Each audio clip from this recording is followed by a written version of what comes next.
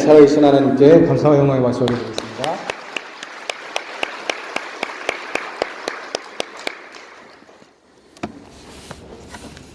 네, 우리가 예수님을 믿는 그리스도인이라면 우리는 우리의 삶의 목적과 방향성을 예수님을 통해서 발견해야 합니다. 그래서 예수님께서 원하시는 대로, 예수님께서 말씀하시는 대로 우리는 삶의 목적과 방향을 결정을 해야 합니다. 그리고 우리 교회 역시도 마찬가지입니다. 우리가 예수님을 머리로 하고 믿음의 공동체로 모였다면 우리 교회의 방향성 역시도 예수님을 통해서 발견해야 합니다. 그래서 교회가 어떻게 성장해야 되고 어떻게 발전해야 되는지 그것을 예수님을 통해서 우리가 발견을 해야 되고 그 길대로 나아가야 하는 것이죠. 오늘 본문의 말씀을 보시면 예수님의 인기가 절정일 때의 이야기를 다루고 있습니다. 특별히 예수님께서 공생애 사역을 하실 때 엄청나게 많은 사람들이 예수님을 따라다녔습니다. 그러니까 지금으로 예를 들자면 예수님이라는 목사님께서 이제 교회를 개척을 하셨어요. 교회를 개척을 해가지고 이제 시작을 하셨는데 일단 그 교회 가니까 이 목사님이 굉장히 능력이 많은 거죠. 그래서 귀신 들린 사람이 갔더니 귀신이 쫓겨나고 병 들린 사람들이 갔더니 그 병들이 다 치유함을 받는 거예요. 그래서 설교가 얼마나 좋은지 기존에 있는 목사님들과는 게임이 안 되는 거예요. 그래서 새로운 교훈처럼 막 들리고, 하여튼 막 엄청난 분이 이제 나타나신 거죠. 그래서 수많은 사람들이 그 교회에 등록을 했습니다. 등록을 해가지고 순식간에 이 교회가 엄청나게 커졌습니다. 사람들이 엄청나게 많이 모인 거죠.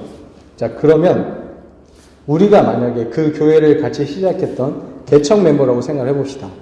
그러면 이제 갑자기 이제 예수님이 엄청나게 막 유명을 해져가지고 사람들이 이제 엄청 많이 따라오는 거예요. 사람들이 엄청나게 많이 모였습니다. 그럼 제일 먼저 뭘 하려고 할까요? 우리 개척 멤버라는 거. 사람들이 엄청 많이 왔어요. 교회가 엄청나게 부흥을 했어요. 보통 한국 교회들은 그러면은 건물을 짓죠. 이 사람들을 전부 다 수용할 수 있는 큰 건물을 짓고 사람들이 이제 보통이 아니니까 이제 좌석도 엄청나게 많이 하고 그 다음에 아무튼 지금 시설에서는 가장 좋은 뭐 음량 시스템이나 영상 시스템 이런 것들을 다 넣어가지고 아무튼 최고로 좋은 건물을 지을 겁니다. 왜? 따라오는 사람들이 많으니까. 지금 이제 교인들이 많이 쫓아오니까 어찌됐든 이 사람들을 이렇게 다 수용할 수 있는 그런 장소를 만들어야 되는 거죠. 그래서 그렇게 만들고 프로그램들을 막 이제 개발을 할 거예요. 그래서 사람들이 어찌됐든 교회에 오면 이 사람들이 교회를 떠나지 않도록 우리 교회에 잘 정착을 해가지고 우리 교회에서 신앙생활을 잘 할 수 있도록 그런 여러 가지 많은 프로그램들도 만들었을 것입니다. 자, 우리는 보통 그렇게 생각을 하는데 과연 예수님께서 우리가 그런 것들을 제안을 했을 때 어떻게 말씀하셨을까요? 만약에 예수님한테 예수님 지금 사람들이 엄청나게 많으니까 우리 교회가 이렇게 많이 부흥을 했으니까 빨리 우리가 교회를 지어야 됩니다. 여러 가지 막 좋은 프로그램들을 만들어가지고 어찌됐든 이 사람들이 교회에 떠나지 않도록 우리가 이렇게 해야 됩니다. 라고 이야기를 하시면 예수님께서 그래 이 사람들이 절대 떠나면 안 되지. 그러니까 빨리 우리가 헌금을 모아가지고 교회를 크게 짓고 이 사람들이 이렇게 편하게 다 예배드릴 수 있도록 이런 장소를 우리가 만들어주자. 여러 가지 많은 부가적인 시설들을 잘 만들어주자. 만약에 예수님께서 이렇게 말씀하셨으면 지금도 우리가 교회 방향을 그렇게 하면 돼요. 그죠? 사람들이 많이 모이면 그 사람들이 이제 다 수용할 수 있는 이런 큰 건물을 짓고 여러 가지 많은 시스템들을 만들어 나가는 일에 최선을 다해야 될 것입니다. 근데 오늘 본문의 말씀을 보니까 예수님께서 그렇게 말씀하시지 않았어요. 우리 일단 34절의 말씀을 보시면 예수님의 반응이 나오는데요. 이렇게 나옵니다. 무리와 제자들을 불러 이르시되 누구든지 나를 따라오려거든 자기를 부인하고 자기 십자가를 지고 나를 따를 것이니라. 아멘. 여기 보시면요. 이 성경 기자가 의도적으로 무리와 제자들을 나누고 있는 것을 볼 수가 있습니다. 여기 34절 앞에 보시면 무리가 나오고 제자들이 나옵니다. 여기들의 차이가 뭘까요? 누가 무리고 누가 제자들일까요?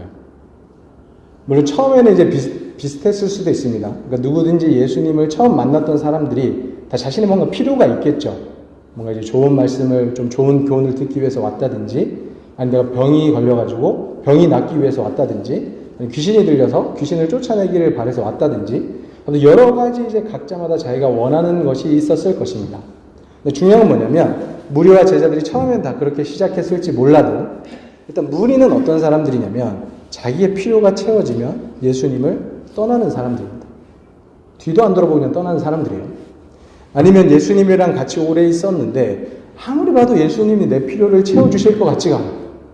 그런 능력이 없으실 것 같아요. 내가 원하는 거랑 예수님이랑 이게 다른 거예요. 의견이 이제 안 맞는 거예요. 그러면 얼마든지 예수님을 떠나는 사람들입니다. 그럼 제자들은 뭘까요? 제자들은 원래 이제 그런 목적으로 왔을지도 몰라요. 그런 목적으로 이제 예수님을 와서 예수님을 따르고 있는데, 옆에서 예수님을 보니까 뭔가 다른 거죠. 예수님이 하시는 사역들을 보고 예수님의 삶을 보니까 예수님이 뭐라 그러면 막 귀신이 막 쫓겨나고, 예수님이 뭐라 그러니까 막 파도가 잠잠해지고, 그런 것들을 경험하면서 이분이 보통 분이 아니구나. 이분이 사람이 아니구나. 그래서 결론적으로 이분이 하나님이시구나. 하나님이시구나. 여기까지 간 거예요. 그래서 이제는 내 욕심이나 내 생각들 다 내려놓고 우리의 진짜 주인이신, 우리의 창조주가 되시는, 우리의 주권자가 되시는 이분을 따라가야겠다. 자, 그런 마음으로 자기 욕심을 내려놓고 예수님을 따르는 사람들이 제자들입니다.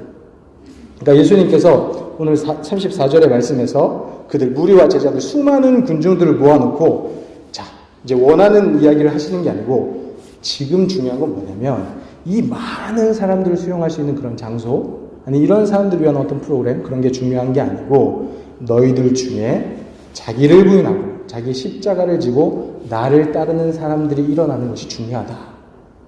나의 제자들이 이 중에서 세워지는 것이 중요하다. 이렇게 이제 예수님께서 말씀을 하신 거예요. 굉장히 이제 충격적인 이야기죠. 왜냐하면 분명히 그랬을 거예요. 베드로 같은 경우에는 예수님을 엄청 옆에서 도쳤을 것입니다. 그죠? 그래서 예수님 어떻게 되면 이 사람들에게 뭔가를 해줘야 되고 뭔가 많은 것도 우리가 베풀어줘야 되지 않겠습니까? 막 분명히 이랬을 거예요. 근데 예수님이 너나도 기대와 다른 이야기를 하셨습니다. 그래서 예수님께서 오늘 34절의 말씀처럼 예수님의 제자가 되어 예수님을 따르기 위해서 반드시 해야 하는 것 두 가지를 말씀하셨습니다. 우리가 지금 제일 중요한 건 다른 게 아니고 나를 따르는 제자들, 너희가 나를 따르는 제자들이 되는 것이고 그런 사람들을 이 세상 가운데 세워나가는 것인데, 그렇게 하기 위해서는 두 가지가 반드시 필요하다. 두 가지를 말씀하시는데, 첫 번째가 뭐냐면 자기를 부인하는 것이죠. 두 번째는 뭐냐면 자기 십자가를 지고 예수님을 따르는 것입니다. 그러니까 이 두 가지가 있어야지 예수님을 따를 수가 있는 거예요. 예수님의 제자가 될 수가 있는 것입니다. 자, 그러면 첫 번째, 자기 부인이란 무엇인가? 이것부터 좀 살펴보도록 하겠습니다. 자기 부인이 뭘까요? 자기 부인. 내가 나 자신을 부인하는 거죠. 네. 근데 그걸 우리가 잘못 생각해서 나라는 존재를 부인한다라고 생각하시면 안 됩니다. 예를 들어 제가 이제 김현진인데, 내가 김현진이 아닙니다. 그러면 안 되겠죠, 그죠? 넌 누구냐, 이럴 거 아니에요, 그죠? 하나님이 나를 김현진으로 만드셨는데, 이제 김현진이라는 존재가 있는 거예요. 그러니까 이런 존재를 부인하는 그런 의미가 아니고요. 그러니까 예수님께서 자기를 부인하라라고 말씀하신 건 뭐냐면, 우리의 생각과 가치관, 우리가 가지고 있는 이 잘못된 생각과 가치관은 우리가 부인해야 된다라고 이야기를 하고 계시는 거예요. 왜냐하면 우리가 이 땅에 태어나서 자라고 접하는 그 수많은 문화들이 하나님의 중심인 문화가 아니에요. 그죠? 우리가 아침에 일어나서 TV를 틉니다. TV를 틀면 뭐가 나오죠? 뭐 뉴스도 나오고 드라마도 나오고 뭐 여러 가지 뭐 영화도 나오고 여러 가지 많이 나오죠. 요즘 또 왜 그렇게 채널이 많아졌는지. TV를 틀면 진짜 이게 마법 상자. 옛날에는 바보 상자라고 했는데 완전 마법 상자라서 뭐 없는 게 없어요. 근데 그걸 막 보다 보면 우리 속에서 막 믿음이 막 생깁니까? 막 믿음이 생겨가지고 와, 내가 예수님을 닮은 사람으로 살아야겠다. 이 세상을 살리는 사람으로 살아야겠다. 막 이럽니까? 그러면 아침 드라마를 봤더니 저녁에 들어오는 남편과 아내를 기다리면서 내가 칼을 갈면서 저런 사람들이 한번 붙어보자. 요즘 막장 드라마가 많잖아요, 그죠? 그런 생각이 드시나요? 사실 우리가 이 세상에서 태어나서 접하고 또 우리가 이렇게 살아가는 그 문화가 사실은 하나님이 없는 문화가 굉장히 많습니다. 자, 그렇기 때문에 그런 곳에서 우리의 가치관과 생각이 형성이 됐기 때문에 우리는 이런 것들을 끊임없이 부인하는 그런 자세가 필요하고 그런 훈련이 우리에게 반드시 필요합니다. 자, 우리 방금 봤던 34절의 앞부분, 오늘 본문의 앞부분을 보시면요. 어떤 사건이 먼저 나오냐면 예수님께서 제자들과 함께 빌립보 가이사랴라는 곳으로 가게 됩니다. 그곳에서 제자들에게 묻죠. 사람들이 나를 누구라고 하느냐. 그러니까 제자들이 뭐 세례 요한이라고 하기도 하고 어떤 사람은 또 엘리야라고 하기도 하고 뭐 선지자 중에 하나라고 하는 사람도 있습니다. 너희는 나를 누구라고 하느냐? 라고 하니까 베드로가 주는 그리스도십니다. 하나님께서 약속하신 그 메시아가 바로 예수님이십니다 라고 이야기를 하니까 예수님께서 그래, 내 일을 아무에게도 이야기하지 말아라 라고 이제 경고를 하신 다음에 본격적으로 예수님께서 진짜 이 땅에 와서 하셔야 하는 중요한 사역에 대해서, 하나님의 일에 대해서 말씀하셨어요. 그게 뭐냐면 인자가 많은 고난을 받고 장로들과 대제사장들과 서기관들에게 버림받아 죽임을 당하고 사흘 만에 살아나야 할 것이다. 이렇게 하나님의 일, 하나님의 계획에 대해서 비로소 이제 예수님께서 베드로가 드디어 내가 누군지 아는구나. 자, 이야기를 해주겠다. 이야기를 했더니 베드로의 반응이 어떻죠? 베드로가 막 성질을 내면서 예수를 붙들고 막 항변을 하는 거예요. 무슨 얘기를 했는지 이제 성경에는 안 나오는데 굉장히 강력하게 막 예수님께 항변한 것 같아요. 그러니까 예수님께서 베드로를 꾸짖으면서 사탄아 내들을 물러가라. 그러니까 엄청나게 이제 강력하게 지금 책망하시는 거예요.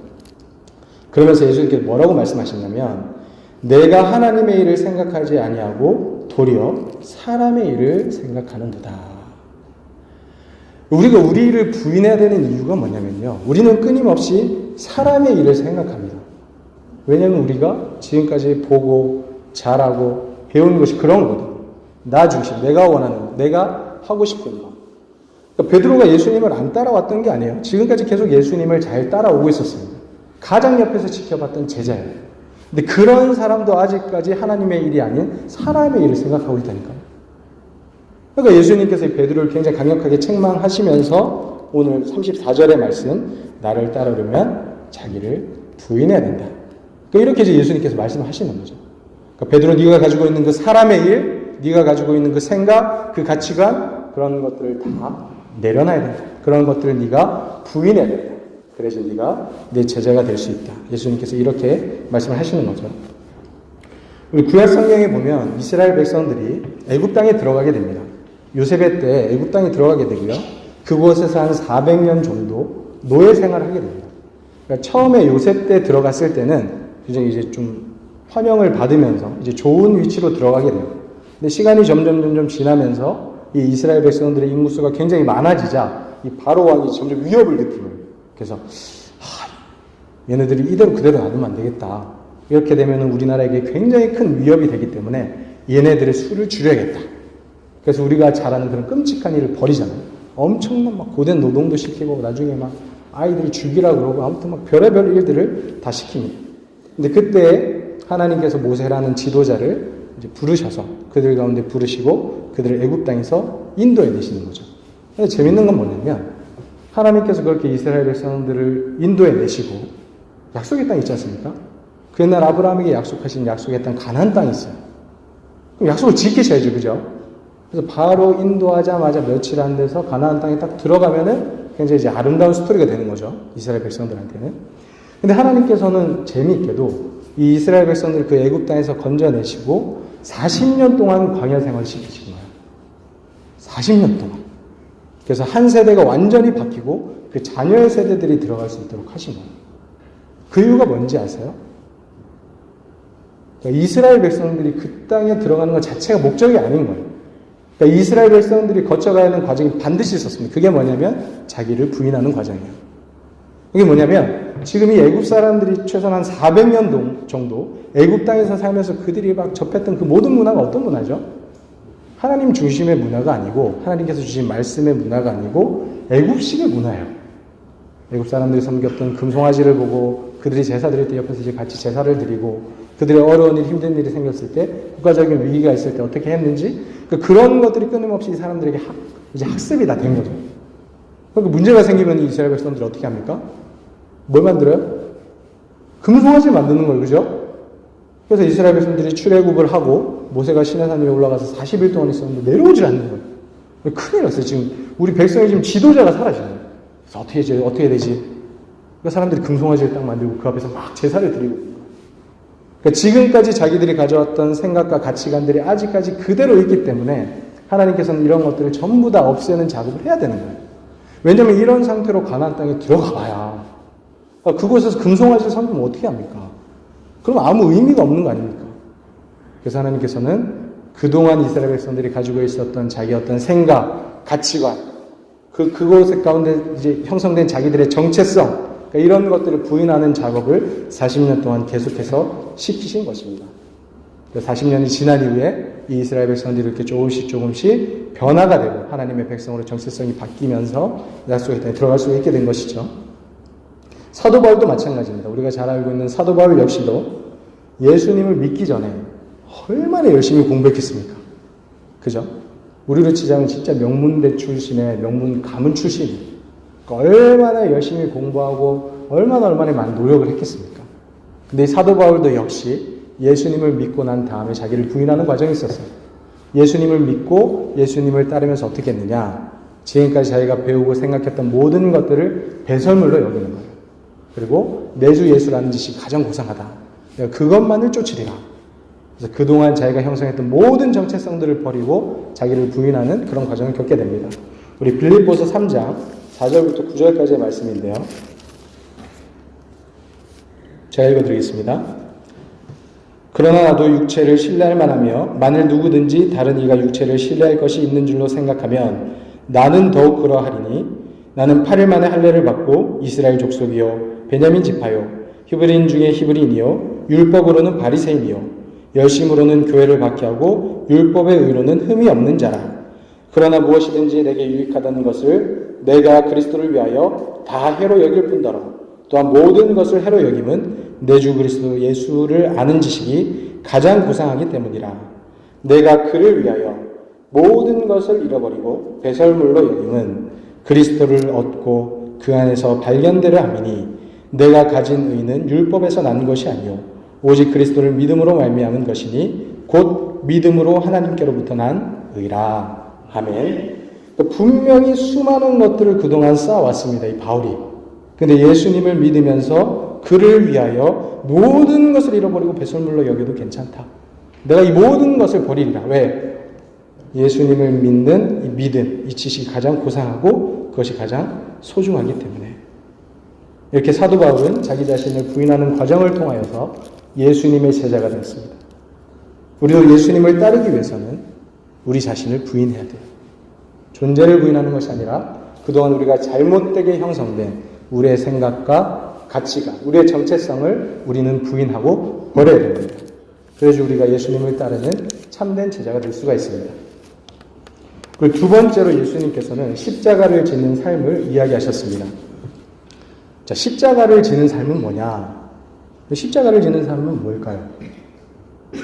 그 당시를 생각하면 이제 어떤 죄수들이 이제 로마의 사형 어떤 이제 형틀인데 그 십자가를 지고 이렇게 어떤 길을 가고 있어요.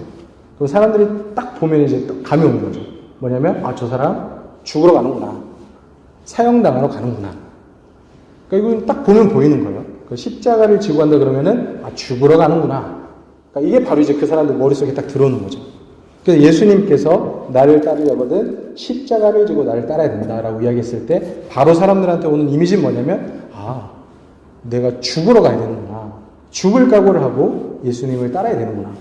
그러니까 이 생각이 이제 확 들어오는 거죠. 그래서 예수님을 따르기 위해서는 우리가 죽을 각오를 하고 따라야 됩니다. 왜냐면요, 우리가 예수님을 믿으면 사탄이 가만히 있지 않습니다. 그러니까 오히려 우리가 예수님을 믿기 전에 그냥 가만히 놔둬요. 왜냐하면 가만히 놔둬도 죄를 지으니까. 가만히 놔둬도 그냥 멸망의 길에 빠지니까. 그냥 가만히 놔두는데 예수님을 딱 믿는 순간 이 사탄이 엄청나게 막 공격을 하는 거예요. 어떻게든 넘어뜨리고 쓰러뜨리려고 엄청나게 공격을 하는 겁니다. 그래서 우리가 죽을 각오를 하고 정말 죽을 만큼 싸울 각오를 하고 예수님을 따르지 않으면 넘어진다는 것이죠. 또다시 이스라엘 백성들 이야기 좀 해보겠습니다. 자, 이스라엘 백성들이 이렇게 모세가 와서 바로랑 맞짱을 떴습니다. 바로에게 가지고 하나님의 말씀을 딱 전해. 자, 우리가 믿는 하나님, 우리 조상들이 섬기던 여호와 하나님께서 우리를 보내라고 하셨습니다. 그래서 우리가 좀 광야로 가서 우리 하나님께 좀 제사를 드려야 될 테니까 좀 보내주십시오 라고 이제 이야기를 해요. 그러니까 바로 왕이 아이고 그렇지, 너희 조상들이 섬기는 하나님 있으니까 너희는 가서 열심히 섬겨라 이렇게 얘기했을까요? 아니죠. 바로 왕이 대번에 뭐? 야, 너네가 믿는 여호와는 그게 뭔데? 그게 뭔데 내가 내 백성을 보내겠느냐? 나는 여호와 뭐 그런 거 모르니까 내 백성을 절대 보내지 않을 것이다. 이렇게 이야기를 하고 돌아서 생각해 보니까 하기 너무 괘씸한 거예요. 아니 얘네들이 지금 일이 너무 편해서 지금 이런 이야기를 하나? 안 되겠다. 앞으로는 더 힘들게 일을 시키자. 그래서 이제 이 흙으로 벽돌을 만드는데 원래 이게 집 같은 걸 줬어요. 애굽에서 집을 주면 그걸 가지고 흙벽돌을 이렇게 구워가지고 만드는 일을 했는데 얘들이 이게 이제 편한 것 같아서 쓸데없는 생각을 하니까 앞으로는 집도 주지 않겠다. 집도 너네들이 가져와가지고 다 공수해오고 거기다 이렇게 흙을 이어가지고 흙벽돌을 만들어가지고 매일매일 똑같은 장소를 그대로 만들어내야 돼요. 그러니까 지금 일이 2배 이상이 된 거예요. 그죠? 집도 가져와야 되고 구해와야 되고 또 그걸 이제 흙벽돌도 만들어야 되고 그러니까 일이 지금 엄청나게 많아진 거예요. 그러니까 못하면 막 엄청나게 핍박하고 그러니까 하나님을 따르겠다고 하나님의 말씀대로 살겠다고 했더니 뭔가 이렇게 좋아지고 잘 된 것이 아니고 갑자기 엄청난 막 핍박이 막 생긴 거예요. 그죠? 물론 하나님의 은혜로 애굽 땅에서 나왔습니다. 근데 애굽 땅에서 나와서 또 문제였어요. 이스라엘 백성들이 애굽 땅에서 나와서 딱 맞이하는 곳이 어디냐면 광야입니다. 광야. 광야가 뭐죠? 광야? 광야하면 물이 별로 없고 먹을 것이 별로 없는 곳이에요. 그냥 비가 별로 안 오는 것이거든요. 애굽 땅을 탈출해서 그 풍요로운 애굽 땅을 탈출해서 딱 나왔더니 뭔가 굉장히 좋은 약속의 땅이 딱 펼쳐지는 게 아니고 광야가 딱 펼쳐지는 거예요.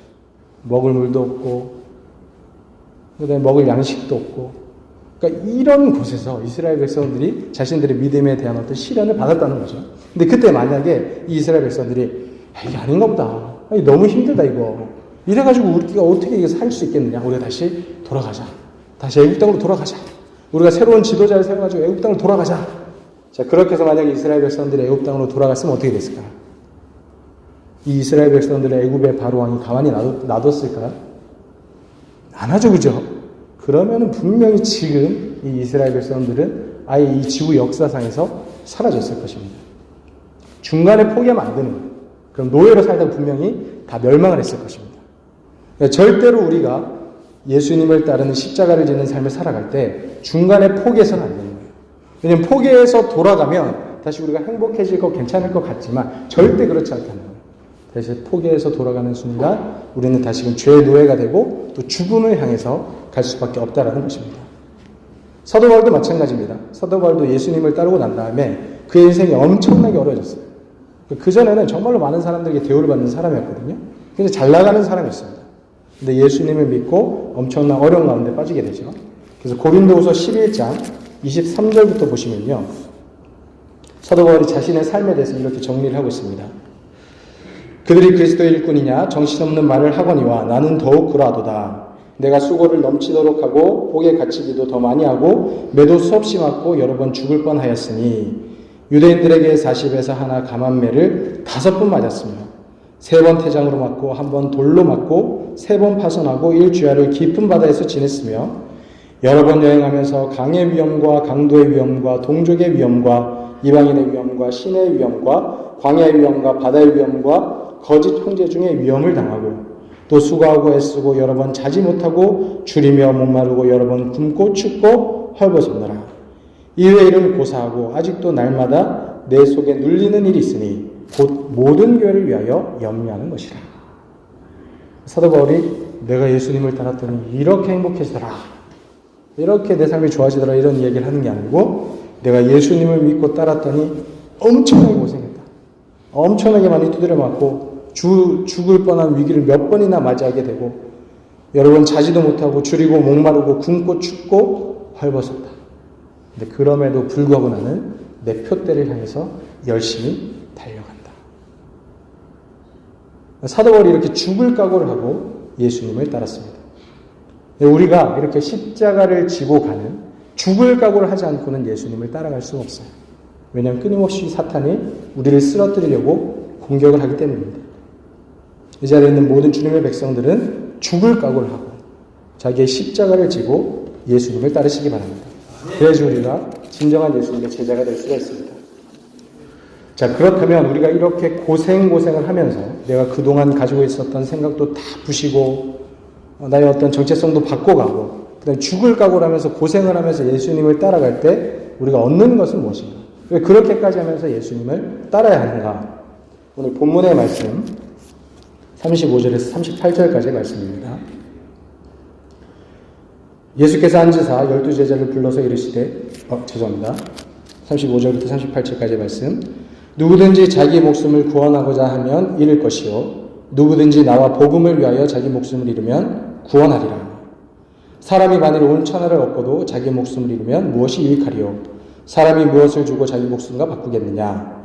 누구든지 임란하고 재많은 세대에서 나와 내 말을 부끄러워하면 인자도 아버지의 영광으로 거룩한 천사들과 함께 올 때 그 사람을 부끄러워하리라. 아멘. 우리가 왜 예수님의 제자가 되어야 하는가? 우리가 살기 위해서요. 반대로 우리가 예수님을 따르지 않으면 어떻게 되는지 아십니까? 죽어요. 그러니까 우리 예수님의 제자가 되는 것, 예수님을 따르는 것, 이거는 선택사항이 아닙니다. 우리가 살기 위해서는 반드시 예수님의 제자가 되어서 예수님을 따라가야 돼요. 우리가 우리를 부인하고 우리 십자가를 지고 예수님을 따라갈 때 우리가 우리의 생명을 얻을 수가 있어요. 그래야지 우리가 살아요. 아니면 우리가 다 죽는 거예요. 그것이 사는 길 같고 넓은 길 같고 좋은 길 같지만 우리가 예수님을 따라가지 않으면 반드시 죽습니다. 그래서 우리는 반드시 예수님의 제자가 되어서 예수님을 따라가야 합니다. 이스라엘 백성들도 마찬가지입니다. 만약에 예수님을 따르지 않았으면, 하나님의 말씀을 따르지 않았으면 분명히 그 애굽 땅에서 다 멸절을 당했을 거예요. 사도 바울도 마찬가지입니다. 예수님을 따르지 않았으면 그저 바리새인으로 생활하다가 많은 사람들에게 존경을 받다가 하나님의 심판을 받아서 죽었을 것이에요. 그런데 이스라엘 백성들도 그렇고 바울도 그렇고 목숨을 걸고 예수님을 따랐더니 어떻게 됐느냐?